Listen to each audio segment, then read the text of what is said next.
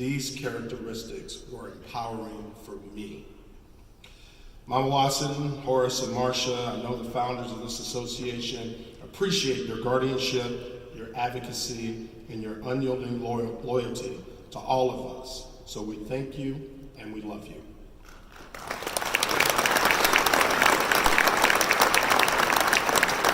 You know, in life it's said that we all get 15 minutes of fame. Well, I hope you give me grace tonight and allow me to use some of my 15 minutes here tonight. It was earlier mentioned about Gary Baker coining the phrase "standversations." Well, you know, some of these things stick, and I just remember having very brief conversations with Gary as he was trying to escape the office and sneak by before I grabbed him and brought him into my office and sowed some of the same things in him that were sown into me. So I didn't get that because I wasn't mentored. I got that from Tom.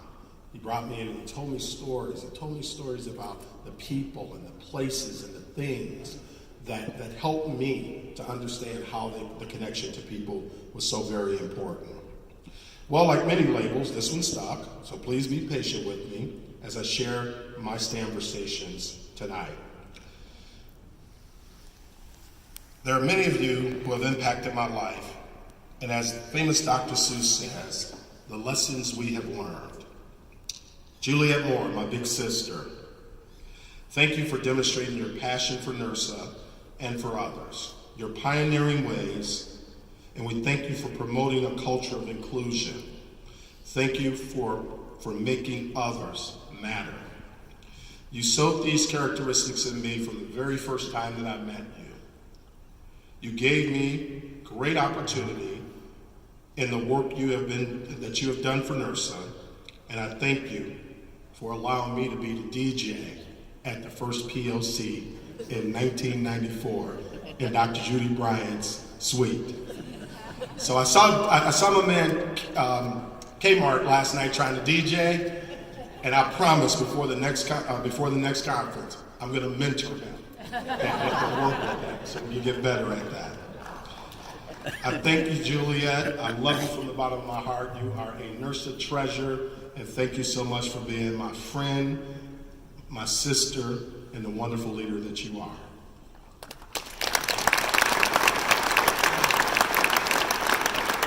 I mentioned my first NIRSA conference was in 1988. In 1997, I had the pleasure of being a graduate student at Illinois State University when we hosted the Illinois State Workshop. I met J. Michael Dunn. I met Tony Clements. I met Mo McGowan. I met Sarah Harton, and I met a whole lot of other people at that conference who have transformed my life. Mike Dunn was maybe the very first NIRSA professional that I met that left an incredible and immediate impression with me. Although Mike was pretty small in stature, Mike was just a giant in this profession, a visionary, a pioneer, an innovator, and one of the very best people that you could ever be around. Mike taught me how to always pay it forward. I also met Tony Clements, who was then NIRSA's president-elect. Tony was simply a giant of a man physically, and even more, a giant of a leader. After watching his actions, Tony became my inspiration to one day becoming the president of NIRSA. My thoughts were, if Tony Clements can do it, why can't I? I learned from Tony that humor and leadership are a good mix. That humor disarms, leadership inspires, and the two together form a bond that transforms experiences and lives. Rest in heaven, Mike and Tony. You're no longer with us, but you're always with us. And I'm sure the two of you are looking down from heaven with a smile on your face, knowing that our profession has grown in ways that might seem unimaginable. And we thank you for all that you have done.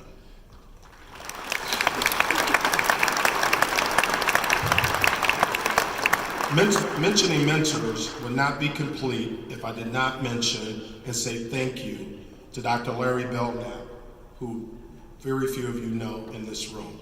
He's my academic mentor, my professor, my advisor, and my friend at Illinois State University. It was his guidance that led a pretty ambitious yet unfocused, fairly underachieving student towards academic success and professional achievement.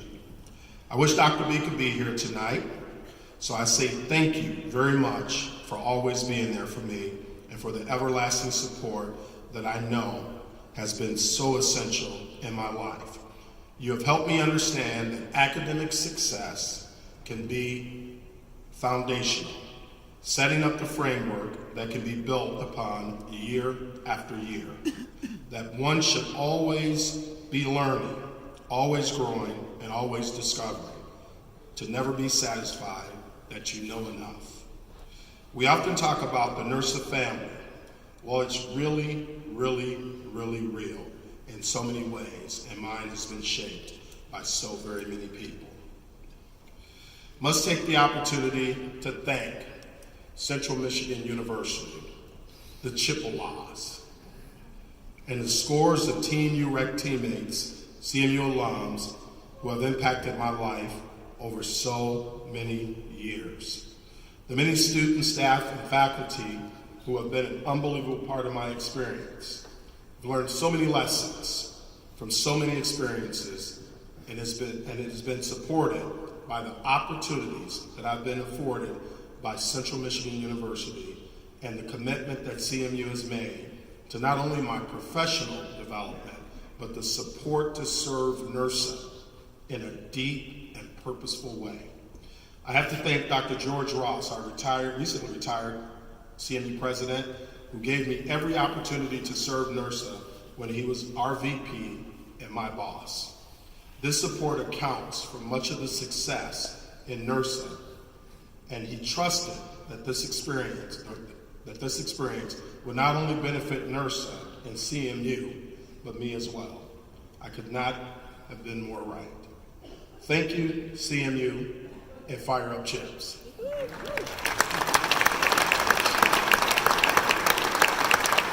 After 30 years at Central Michigan, you get defined by being a Chippewa.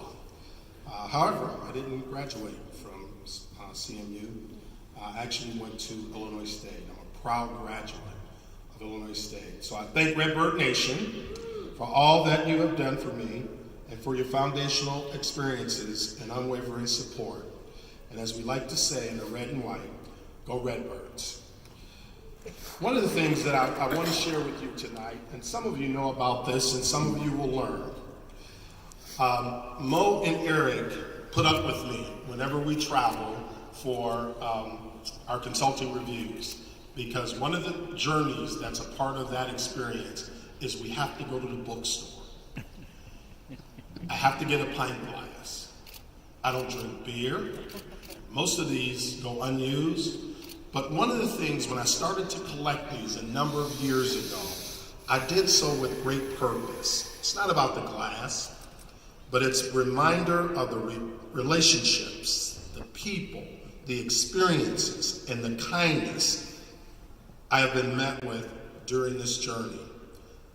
It's ironic. Every year we have a event for our staff at Renee and I host at our home after the Christmas holiday. And as our GAs and new staff come, we always pull out the glass where they went to school.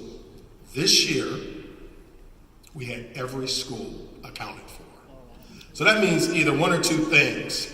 We have way too many people who have worked for us, or I spent way too much time away from campus spending money on pint glasses.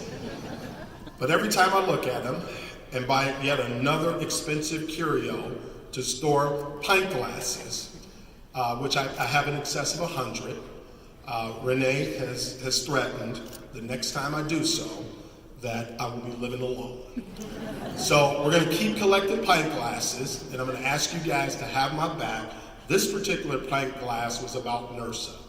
When I was president, I had these in our suite, and if you came to our suite, we asked you to take one with you because I want to start your collection. We had undergraduate students and GAs and the like. So these are very, very special to me, and they're not just glasses. It's about the journey that we take, and I'll again mention some names tonight. And when I mention your name, if you would do me the pleasure of joining me here on this stage. This is about those who stand with me, as you have always supported me, and it's my interest to honor you here tonight.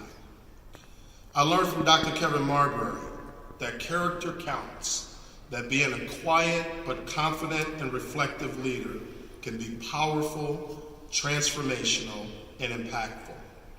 That a simple call to action of stepping up has helped others to be their best self, which is a gift that we can give to others. I learned from Maureen McGonigal, Mo, that as a twin, you don't have to come from the same bloodlines. You don't have to live in the same household. You don't even have to look alike. But what we get the opportunity to do is have lasting memories. I've also learned from Mo that being different is allowed, but when you match those differences, it makes for a powerful, powerful combination. You heard her say it earlier. What I learned from Mo is it's not enough to do good. It must be done well. Mo, I might also add what I really appreciate about being your twin is growing up, I didn't have to share a bathroom with you.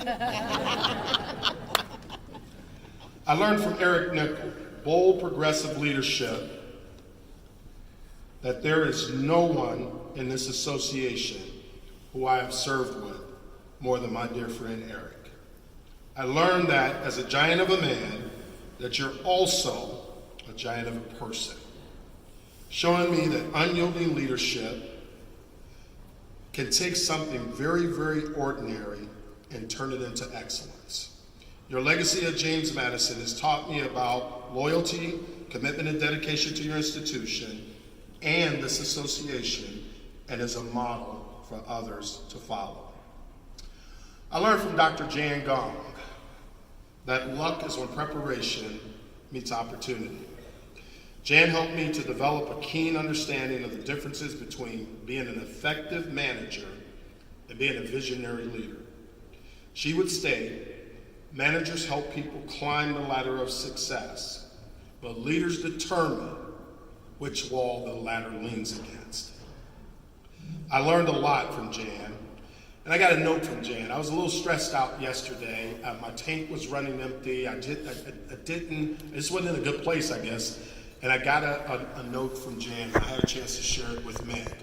And it was one of the most uplifting notes that I've ever received. It rejuvenated me in a way that I never expected. So thank you, Dr. Gong. I learned from Tom Kirch that serving this association is indeed a duty and an honor, and your service is never over, even when you retire. I learned humility, confidence, and even a little humor from Tom, and how these characteristics connect others in a deep and meaningful way. I learned from Lori Brayton grit, toughness, and resiliency. Did I mention toughness? I learned that you can transform people and organization by being a champion for those simply looking to find their place and a safe space. I learned that being your authentic self can be simply powerful and inspiring to others. I learned from Susie Smith, Kim Schmidt, and Darcy Bengal how to give of my time, my talent, and my treasure. Susie, you give of your time to NIRSA and to our foundation like no other. Your dedication and commitment is unmatched, and you are truly, truly a NIRSA treasure. Kim, your talent is in inspiring others, and this is a gift from God, who has blessed you with a way of simply making others better. Darcy, I learned how to give unselfishly, that giving of your treasure helps our association to do its great work. I learned that leaving a legacy of pace setting and philanthropy is a brilliant legacy to leave. I learned a great deal from both Myron Washington White and Tony Daniels. I learned that the revolution will not be televised. That's because most revolutions are not made for TV. These battles are fought in the trenches where most dare not go. This is where you do your best work when others are not around, where a commitment to effective and courageous leadership often occurs. I learned from Mark Ducharme, my good friend, discipline, sincerity, and loyalty transforms rather ordinary relationships into authentic friendships. Thanks for being my Secretary of State, Mark. The unconditional friendship, and for always looking out for me, having my back, and you always make me feel special. I learned from Stacey Hall and Bill Crockett that serving together can blend unique styles of leadership, personality, and backgrounds into a perfect symphony of expression and success, all centered on respect, trust, and a desire to serve our profession. I learned that the humans of NIRSA,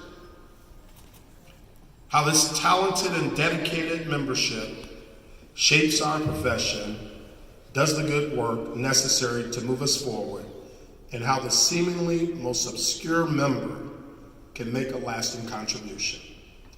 I learned from Kathleen Hatch that vision with strategy fosters accomplishments that can begin transforming an organization. I learned that by virtue of being true to yourself, your identity, and who you truly are, that others will respect you, support you, and follow your lead. I learned that today, the well-being of others is our most important priority. I learned from Rachel Finley Roach that the mentor can learn from the mentee more than you will ever know. That you can one day express yourself in the most intimate of ways, which takes trust, courage, and incredible respect. This can transform mentorship into family, and it's truly a blessing. I learned from Damon Pryor that our personal values can coexist with our professional identity, that leadership exists at all levels, and that when you blend who you are with what you truly believe, that it can be powerful.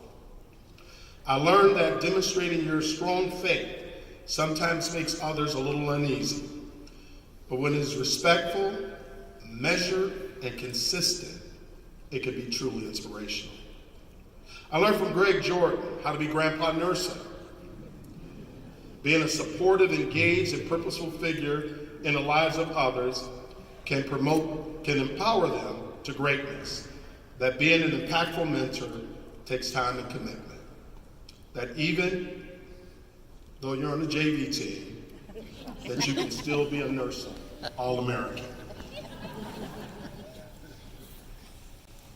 I learned from Jim Beck Nottingham that being kind, caring, giving, and sweet, and having a big heart are some of the greatest gifts one can offer. The gift that transcends any perceived barriers and support those who need you the most. I learned from Ross Rodriguez that giving people opportunity and watching them succeed and grow is empowering, that there is no better self-actualization than giving others opportunity, and no better purpose than seeing successful results simply by helping others. I learned from Marcus Jackson that family should be the most precious thing, always putting family first, that the little things are important, and that the rewards will be tremendous and the memories will be everlasting. I learned from my brother Mick the essence of cool. Cool, cool, cool. I learned how to be cool from Mick. I learned from you, Mick, as you model how to be presidential, a statesman, and how to face the most difficult of challenges and do so with poise, professionalism, grace, and style, even when the blur and the swirling of all these things make you a little dizzy. I learned from Seneca Wilson, words matter. They're powerful, insightful, and meaningful. Words are poetic, supporting historical perspective, motivating new and innovative thinking. I learned that words empower, motivate, and focus, and yes, words sometimes hurt. But what I've learned most from Seneca is that words can fuel vision, passion, and purpose, creating a pathway of communication that connects and bonds us together. I learned from Scott George how to be a great teammate, how to give of yourself to your students, how to engage those who have been left out, and how to inspire a movement that has a place in our professional landscape that is now indelible. I learned from Vicki Highstreet, Jocelyn Hill, Jen Gudas, Kat Cram, Pam Sue, Deb Johnson, Amy Seth, Siobhan Shorty, Casey Tober, Dawn Sanner, and Suzanne Reese. That leadership comes in different shapes, sizes, and forms. It comes in different hues, different styles, different identities, and yes, it comes in different genders. I learned that leadership is an action, not simply a position. I learned from Alex Arcetta, Alex had to leave early tonight, that our values